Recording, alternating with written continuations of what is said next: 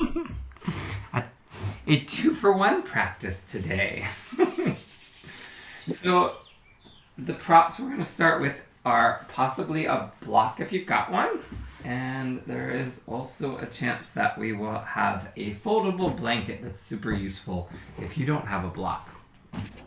So I'm going to demonstrate with the blanket just because some people don't have a yoga block.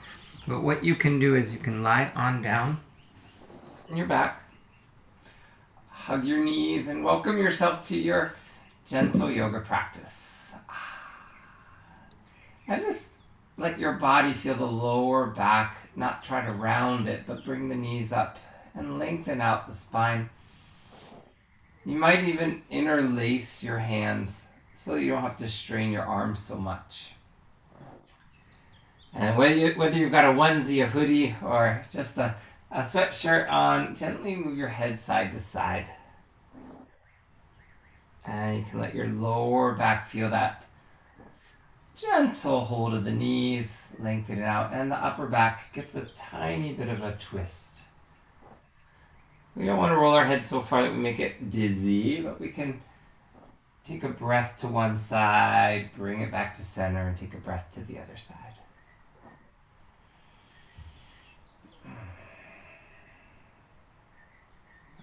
If you feel the neck receiving this twist, pause it the next time you get to one shoulder and take an extra long inhale. And just exhale, keep the head to that one side. I won't say left or right just yet.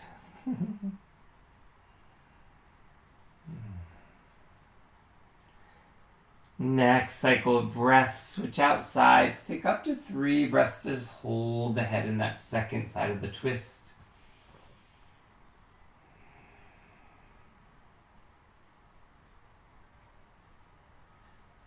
And as you bring your head to center, we want to release the feet down on the ground. This is where you could take a yoga block or a folded blanket. I'm going to double up my blanket so it's about, would that be about 4, maybe 5 inches tall? Not quite my whole hand distance. We're just going to slide underneath the lower back. Now, you can have the edge of the blanket touching the middle of the glutes, so it's not a full untuck, just a lift. So if we were using just a yoga block, it would be a supported bridge. We're not trying to untuck the tailbone just yet. We're just lifting our hips up a few inches. And if you're on a blanket, it might take a little while to get used to it. It's a little bit wider space area for your back. So it might ride up all the way past the waist into the lower back. And then for those heart openers, let's take those wings out. Depending on how much space you have to the left or the right, your arms might go straight out from the shoulders. Or if you don't have that much space, just keep the elbows bent. Now there may be a little doming of the shoulders. You can walk those shoulder blades into the center line. And depending on how that feels on the hip flexors, you might just walk the heels forward. Depending on how you're starting your practice, does it feel okay just to let the lower back rest into that blanket or perhaps yoga block? I'm going to ask each of you to hold a pose that feels right for you for the next couple minutes. If ever it just gets to build up into some uncomfortable intensity, step the feet back underneath the heels underneath the knees, lift the lower back and move the blanket out of the way if you need to come out early. Setting your intention in this interesting place. Just letting your breath fill in and welcome yourself to your mat.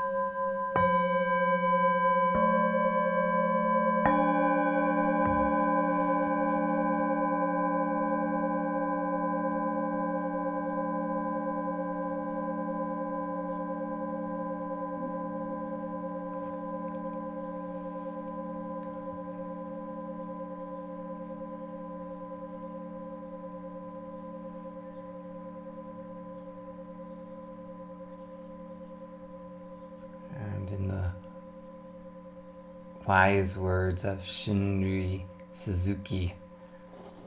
In the beginner's mind, there are many possibilities. In the expert's mind, there are few. So if you can hold this pose for just a little while longer, I'll share this follow-up reading written by one of the Master Suzuki's students. In the practice of meditation, my ideas of meditation are barriers. In spirited living, all my ideas about living, they might restrain me or hold me halfway between the ground and the sky. When I'm listening to my body, my mind, the ideas may be whirling, and I'm listening to all my ideas. I'm learning to face each day, each situation, as a beginner, eager for help and uncertain of the outcome. Might be a way that we treat a familiar pose with that beginner's mind today. If you have created this heart opening, front body lengthening, especially if you've rested into this blanket the whole time, just want to bend one knee at a time, lightly step the feet to the ground. Before you come out of bridge, you might walk the feet a little wider than hip distance and just gently move the knees side to side. You won't even be able to create a full twist because of that support of the prop. And greet the ground with our feet resting in. Rock the knees one more time to each side. And then ease the feet in just a little bit closer. Push into the feet so we can lift up the lower back enough so we can move our prop of our choice out of the way. Land the lower back down. Bring the knees back up to the chest. Interlace the hands one more time around the front of the shins. And just see if the lower back appreciates this re-lengthening. Treat the neck like a turtle's neck. Just lengthen it away from the chest, the shoulders, and then move the head over to the right side. Just take 3 breaths here.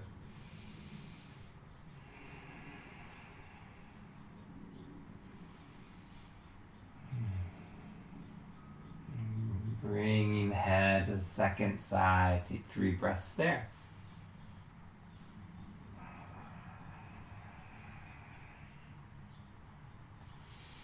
And today will be a gentle practice with minimalist approach to propping.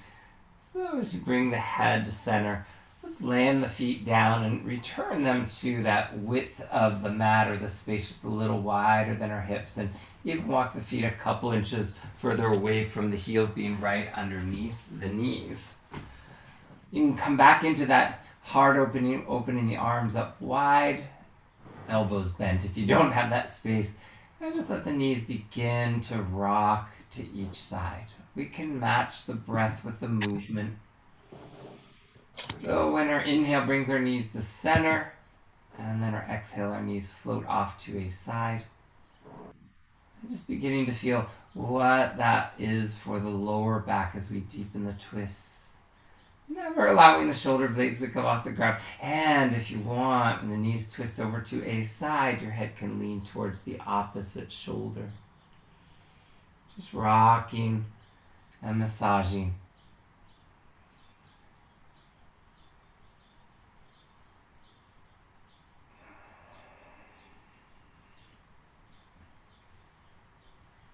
And let's end up on the right side of the twist. Let the knees topple all the way over. You might take your right hand to hold the left knee or the outside of the left thigh. And we can keep our head tilted towards the left shoulder. Now what you might do with holding this twist is just letting the right hand hold the knee, the shin, the outer thigh. And then if it's possible, just give the left knee some circular movements. Bring it forward up towards the ribs a little bit away from the ground and then point it back off to the right side. And just notice what this twist and hip opener can offer you. When we take a few more breaths of exploring, you can circle the knee in the opposite direction.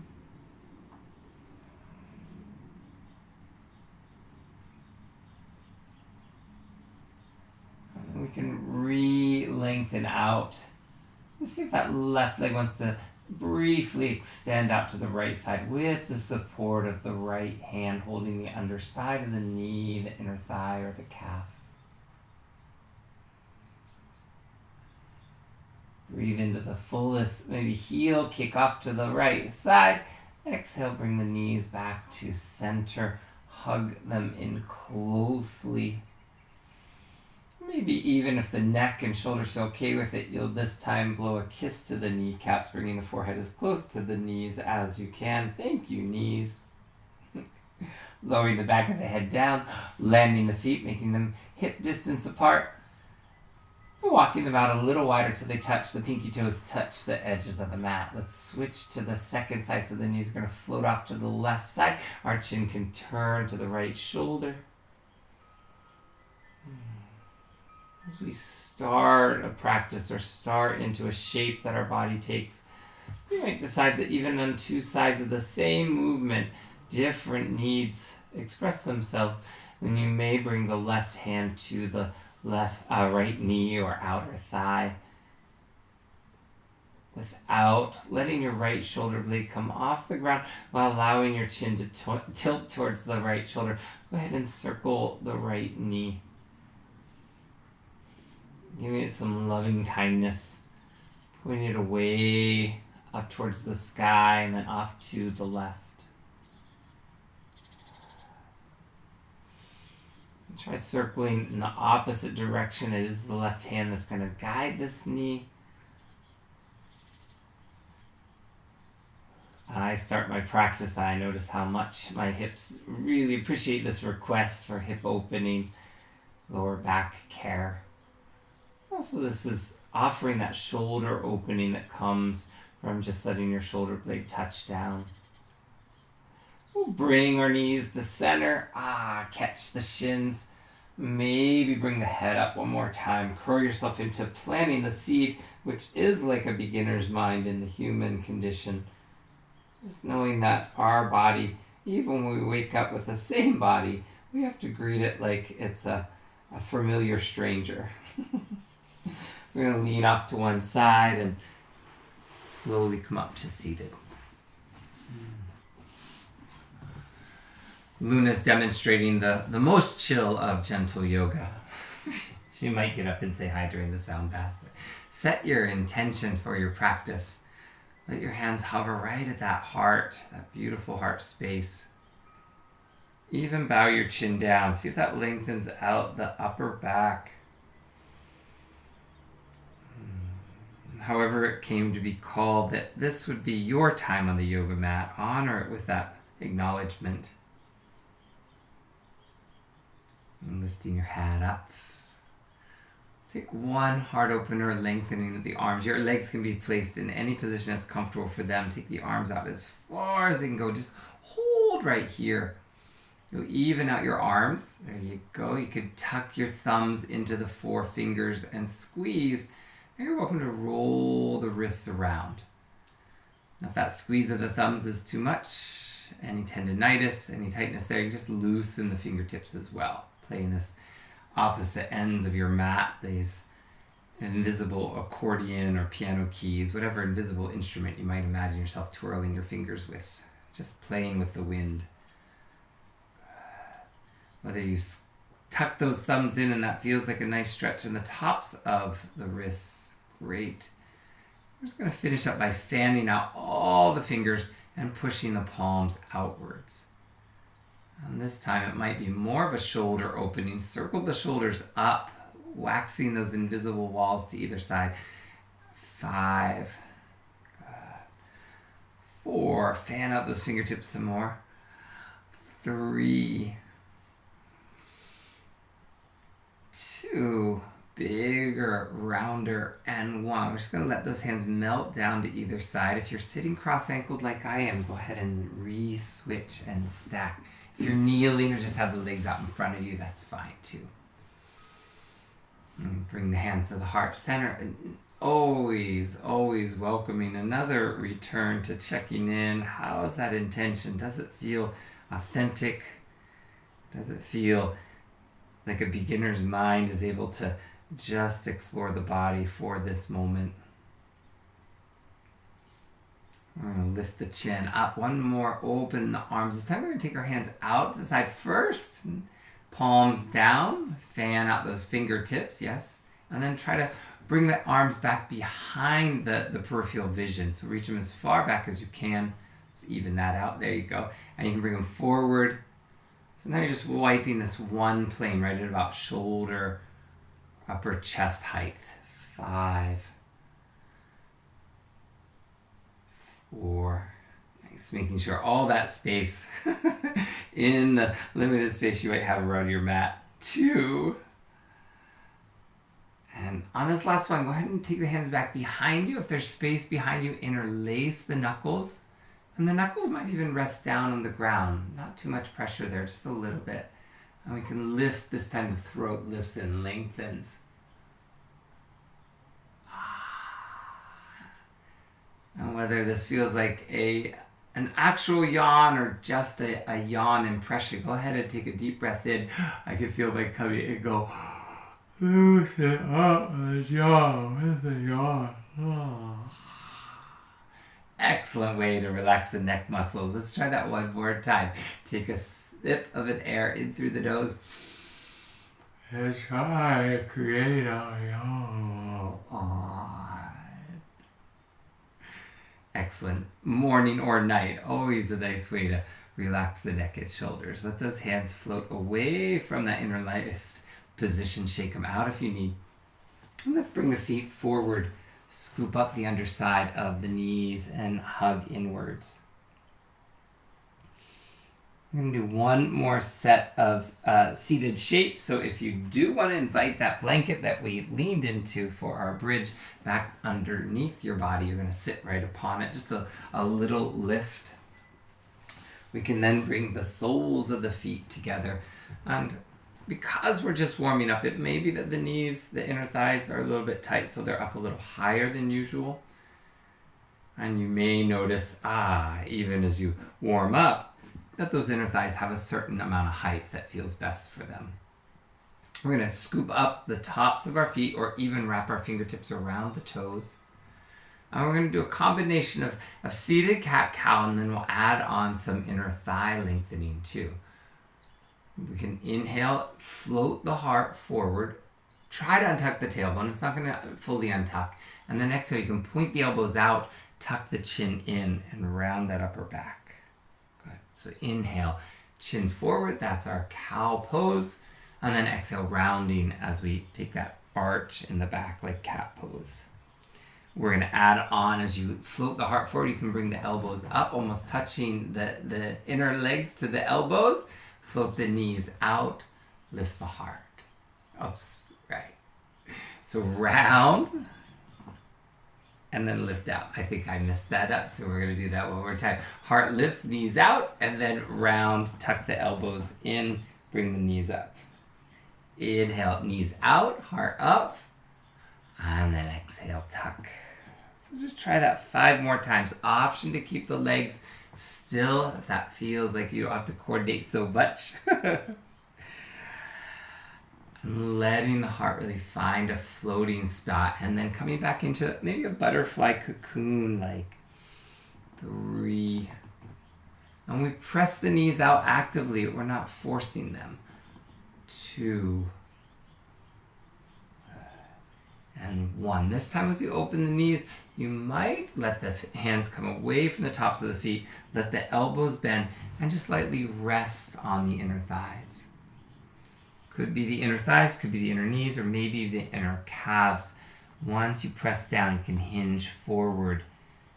We're trying to come between a fully rounded back, a rounded mid-back, and a lengthened upper back. if you've got those elbows resting comfortably in the inner thighs, your thumbs might find the inner arches. And just take the last 3 breaths with those thumbs pressing one particular spot. Acupressure and breath.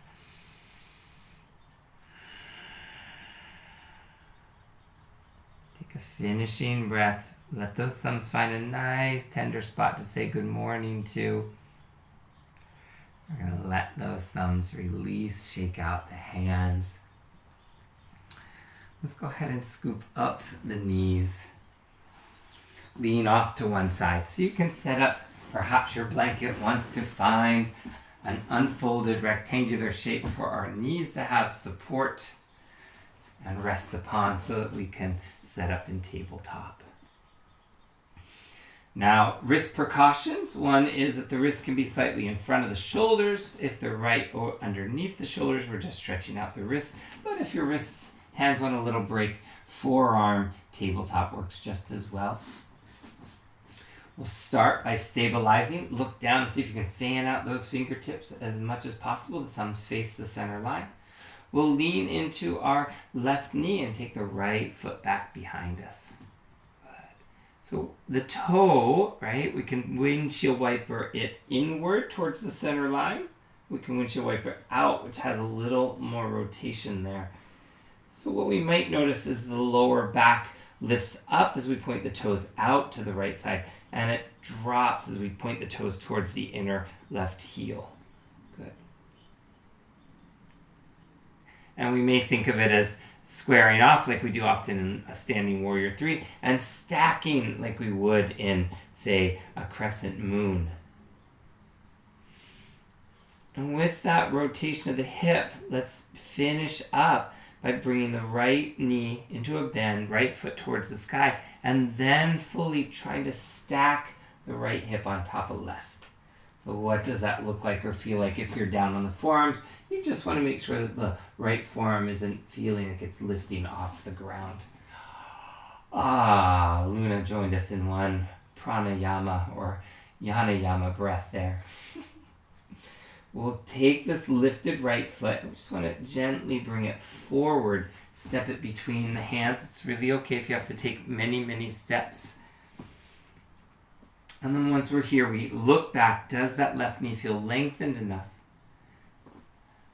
Supported, we can climb the hands upon the right thigh. And that gives us some length here. Hoodies on. Nice. And we'll pulse here a couple of times, seeing if this helps warm up the front of our left hip section and also the obliques. I'm demonstrating with both hands on the right knee or right thigh. If you've got 2 blocks and you like to have them on either side of the right foot, that can work well. And we're just going to keep our right hand where it is on the knee or that block and take the left hand up. Lift and lengthen. You can see it either by the ear or I'm reaching back further. And we're just opening the left shoulder. If you need to bend the elbow some, that's really okay. And then we can roll back, drop the elbow, and circle it forward. So finding a little balance here. One side of the body's grounded. The other side is taking on this wind element. 3. And let this be both a heart opener and hip flexor care. 2. And 1. Let's circle the opposite direction now. Same arm, different rotation back, forward and down. 5. Good. Elbow can stay nice and loose. Wrist can stay nice and loose. 3. 2. And then on this last one, just lightly land both hands to either side of the right foot. And we can circle, slow, gentle circles. We might widen the hands even wider than the mat and then increase the circles as long as that back knee feels supported.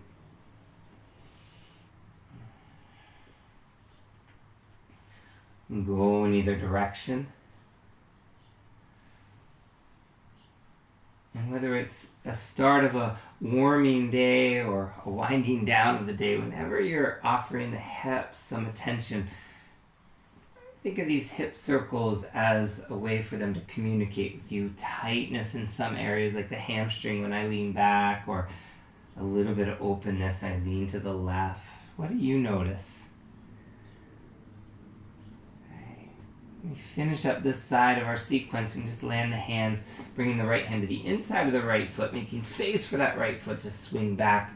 With the knees cushioned, they may widen some, and take a gentle child's pose. We're just there, just a moment, resting in.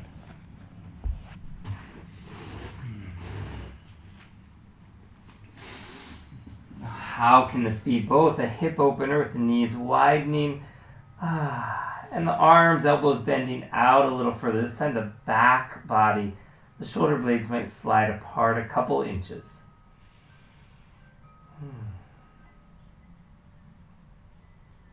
Knowing our second side awaits us, we can take another breath, promising we'll come back to child's pose whenever we may need. Let's reconnect with tabletop.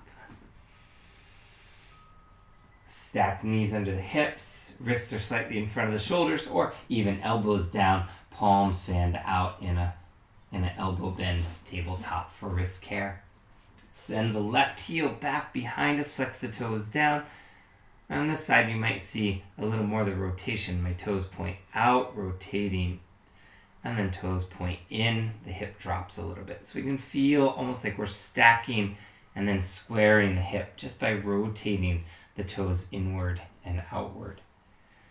And for each of us, we might identify that as a hip movement, the ankles engaged, the heels pressed back. What does that feel like? Just say hello to our morning hips. When we're ready, let's rotate inward and outward one last time, and then bend in the left knee, push the heel up, and then tilt it over. In this case, I've got the support of the wall there, but I can find a slightly more stacked place without losing contact of the arms. The hip flexor that we warmed up in that first blanket-supported bridge gets another length here as we tilt open, and then just help this left foot find its way through the hands. We step forward. Lengthen the back thigh. And then we can climb the hands to the left knee. Pause. Give ourselves a chance. Sometimes that blanket switches positions. We need to realign the knee support. And lengthen out the right quad. The more you lean forward, the more the top of the thigh and the oblique gets to be supported in that length. But if you need a little less stretch, just try to square off the hip, the back hip over the knee. Let's take the right hand, reach it up, first over the shoulder, but relax the neck. And then with a loose elbow, you start to circle the right arm back behind, reach it forward. Beautiful wings. 5. Open up the chest there. 4. Play with your balance. 3, 2, 1. Go the opposite direction now. Forward. Drop the elbow down. 5, 4, 3, 2. Let that shoulder rotation finish up. 1. Both hands can land down on either side of the left foot. Pause. Could be fingertips down or knuckles down. 2 blocks if you got them. We just want to take slow but gradual increasing movements as we circle around on this left, the second side.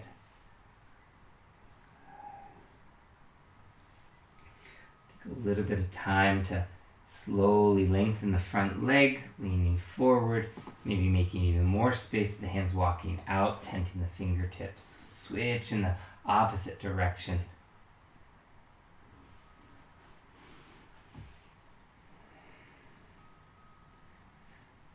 That's it. And then all you have to do, finish up one last loop. Come back to center. Walking your left hand the inside the left foot, helping that left knee land back. This time, depending on how gentle you want to take another child's pose, or is the back body wanting to come up into a slow, evenly lifted knees so that downward facing dog makes a guest appearance on your mat.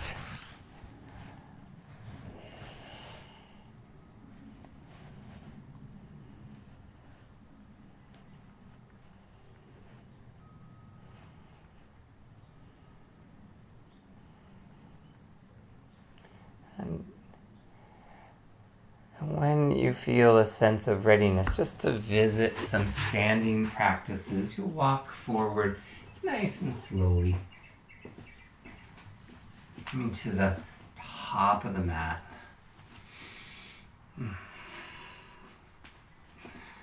Take a moment to feel that upright lift. We started parallel with the ground. Now we're perpendicular. We're just going to take a little bit of time to do what would be the vigorous practice of a standing windmill, and we'll build it gradually. So if you first want to start, even if you were in a chair or coming back to the ground, I'm just doing the circles in the arms. That works well. I'm going to also demonstrate what it is helpful to walk the feet a little wider than hip distance. If you're on the yoga mat at the front, it could just be as wide as the yoga mat.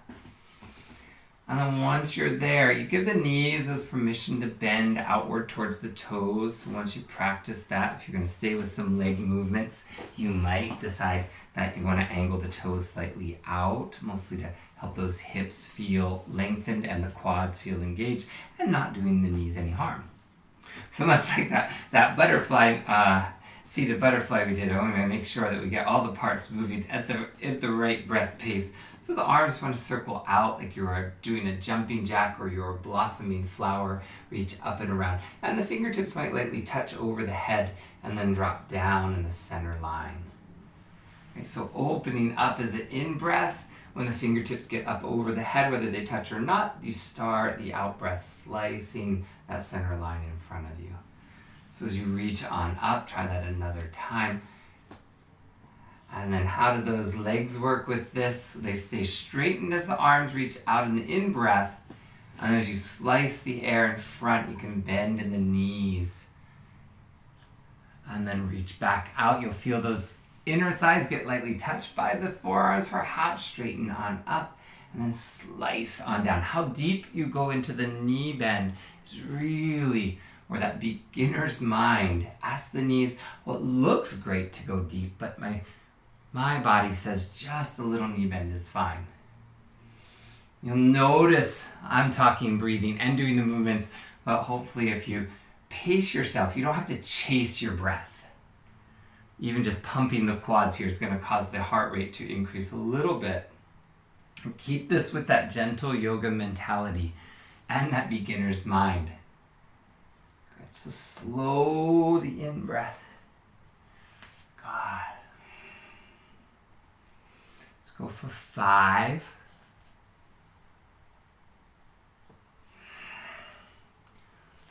4.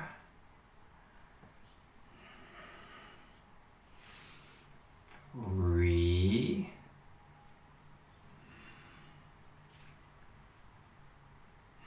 2.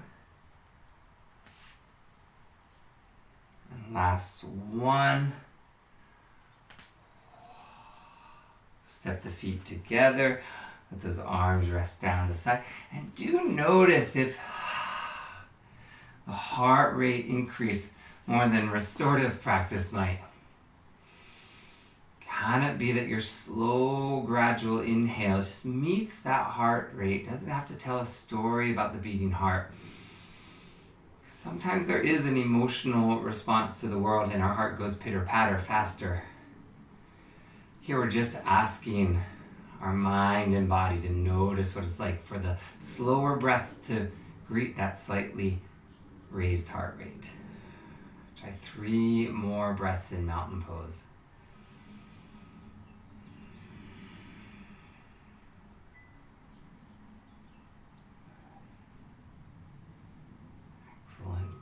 your hands to the heart center. On your in-breath, we'll come into a forward fold. Circle the arms, reach them out and around. Legs are in shoulder distance, hip distance apart. Bow down, touch the shins, lift the heart, and come into this one and only forward fold, where you have the option just to hang out and dangle. Or take your hands to the lower back, support a slight shoulder opening. Or perhaps a deeper stretch, taking those knuckles together. Some people might use a strap here. We're not going to stay here so long. So either holding the lower back or interlacing the knuckles, whichever works best for our minimalist approach without many props today. So if those quads felt like that was useful, we're just going to do 5 little pumps, bending and straightening the knees, never locking them, bringing the rib cage to the thighs, and then lifting the hips. 5, 4. If there's any precautions regarding forward folding for long or your sinuses get a little stuffed, don't do this whole thing. 3. I skipped a count there. That's okay. 2. And 1. Just want to straighten the legs, a little back leg awareness. Slide the hands down to the ground. Touch the fingertips if they can touch. Lower the knees. Take a moment to widen them on the blanket if you need. Before you come down into a full child's pose, we want to have the heart lift above the head and then just start to climb your hands forward. Waking up the spine, lengthening, and then bringing that beginner's mind head down between the arms. If this was a pose that you've done many, many times in your practice, what's it like to just explore it here and now?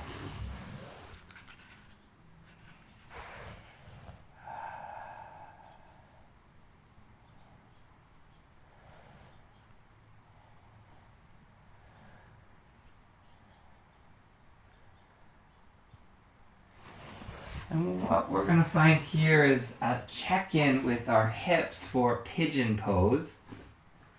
So some people like to lie on their backs and cross an ankle over the opposite thigh. I'll set that pose up momentarily.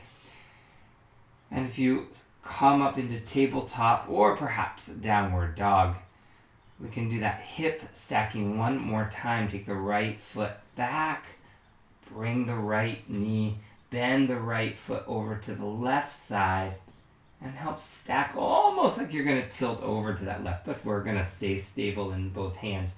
Bring that lifted right knee forward towards the right wrist. It may take a little bit of time to land it.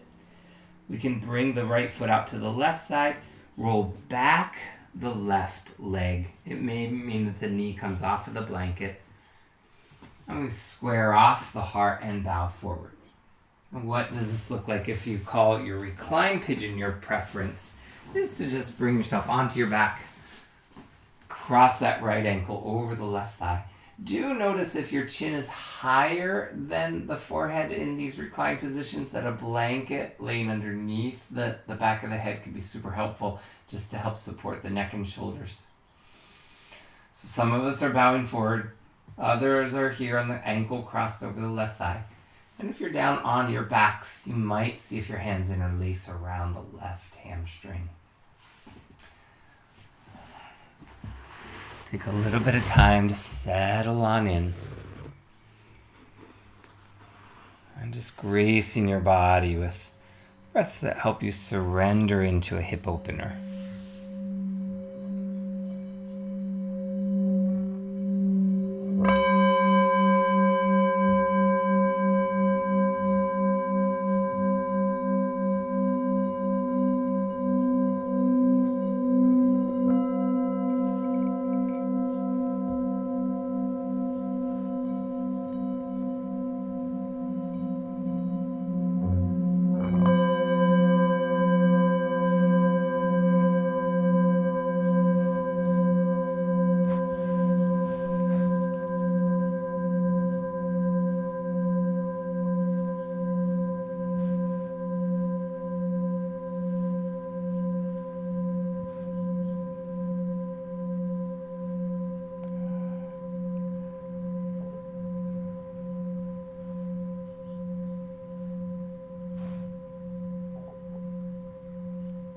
So you're free to breathe in fully and exhale even slower yet.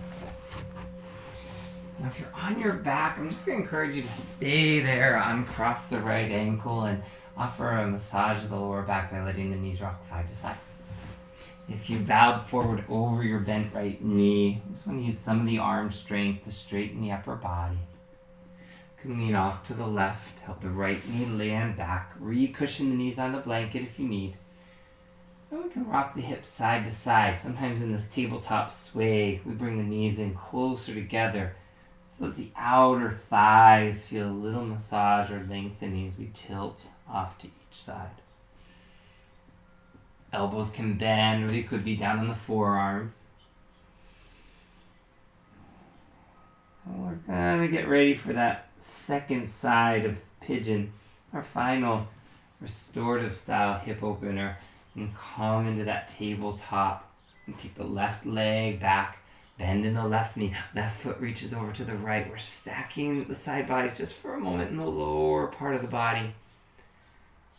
Breathe in fully, help that left knee slide towards the left wrist, help the left foot off to the right side, lengthen out, turn the right toes under, bring that right knee down. Lengthen the torso, bowing over the left shin. And we're keeping the left hip high, we're not letting it drop into the ground. That gives us length here in the IT band, that sciatic nerve that gets so much love in this pose. If you are on your back by now, hopefully you found left ankle crossing over the right thigh. And if it's possible, interlace the hands around the back of the hamstring on the right. Nothing to change, just a softening of the breath.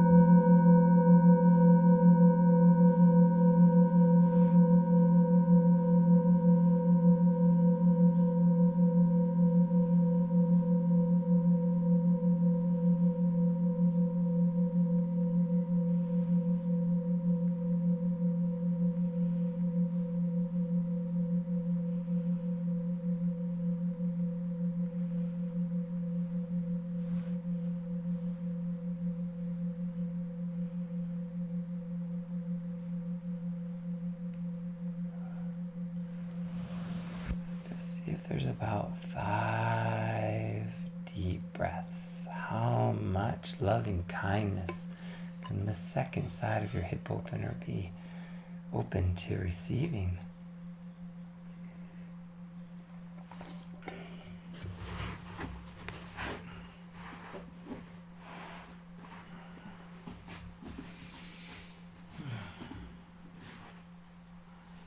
Pigeon's one of those poses where I personally can fall asleep in. It's pretty amazing. My hips get open, I get really relaxed.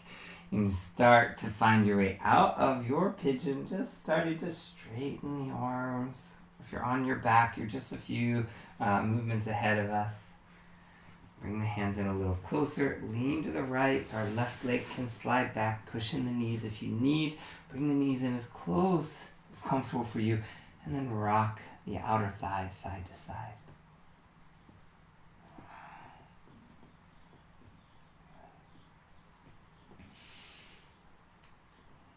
If you do feel from tabletop you want one final back body lengthening an inverted state for the head, we come up slowly into 1 5 breath downward dog just to finish up the back body awareness so the heels lift up and lean out and sink down. Does our head rest even more between the biceps? Does this feel like a beginner's mind in our downward dog, even if we typically would not take one in a gentle yoga practice. Kindness to the wrists. And in whatever way your intuitive self find your way out of any finishing poses. We've got one more hip opener to come to in our back, but just find your way to the spine, matching the earth, greeting your blanket underneath the head if you need it. Interlace the hands up to the knees and squeeze the thighs closer to the ribs. If there are some other movements before we take this happy baby, please take your time to get there. I'm just going to take 3 breaths, feeling the body rest into the ground with gratitude.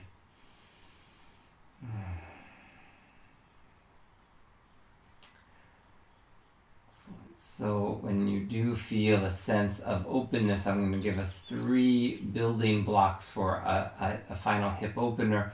First one is simply to unlace the hands, bring the knees apart, maybe the triceps touch closer to the ground. I'm going to just hold right here, almost like an upside down child's pose. Likewise, we can go a little deeper, lifting the heels up a little bit so we make space for the hands to catch underneath the lower hamstrings, and a warm spot for our hands or our wrists just by holding underneath the knees.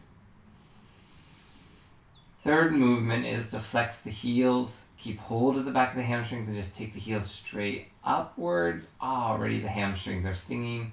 And then maybe the final expression is taking the hands to anywhere, calves, ankles, or the edges, outer edges of the feet, drawing the knees down. Any variation of this happy baby. And if you are feeling this gleeful appreciation for the earth holding you, perhaps you let your lower back stay as flat as possible. We still can find a gentle back body massage, just tilting to one side and then the other.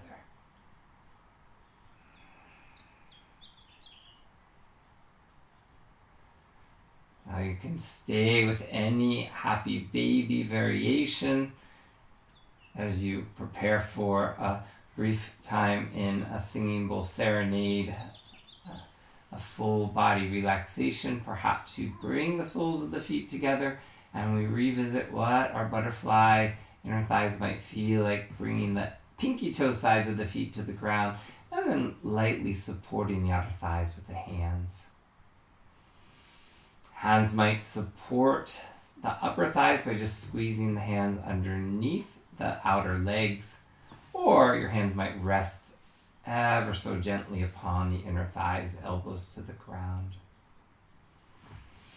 If and when butterfly no longer serves you, take your time, find your way through any finishing movements. Shavasana is there.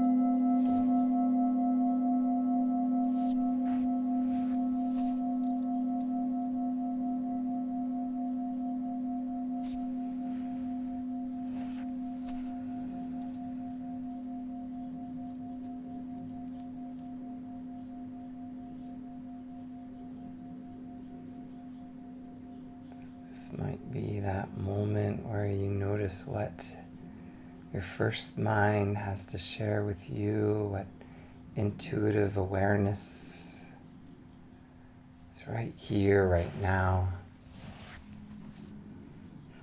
That intuition might guide you that even after the instructions of a yoga practice are kind of in the distant past, you just get to breathe into the present moment. If you do feel an inclination that you can stay in Shavasana or resting pose for a while longer, please don't rush out of it. Luna has demonstrated that so magnificently. If you do feel ready to bring your body slowly into some stretches, fingertips or jaw, tongues or eyelids. Taking your time to wiggle toes, fingertips. Reaching way up over the head, pointing the toes in one direction. Maybe eventually bringing those knees back up to the chest. Recreate that seed that you are. Planting the seed that, of course, our mind may not always obtain beginner's mind status, but there are many ways to bless the mind with a clearing. You do find your way up to seated. Just ask you to look inwards and let these words wrap themselves around you. These are words of Robert Fulghum. Only an open mind still has room for new knowledge.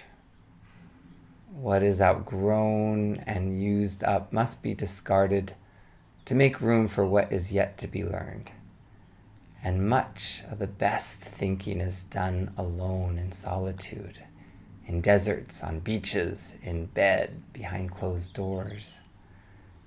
It is why we say we need to get away, to escape from clutter and the busyness, to hear ourselves think. Not sure when Robert Fulghum said these words, but I could imagine a Zoom practice also being one of those moments where you get to be alone with your thoughts while being supported by one another. I am going to bow and close down the recording part of this in case it is a pre-recorded experience for you. Thank you for joining.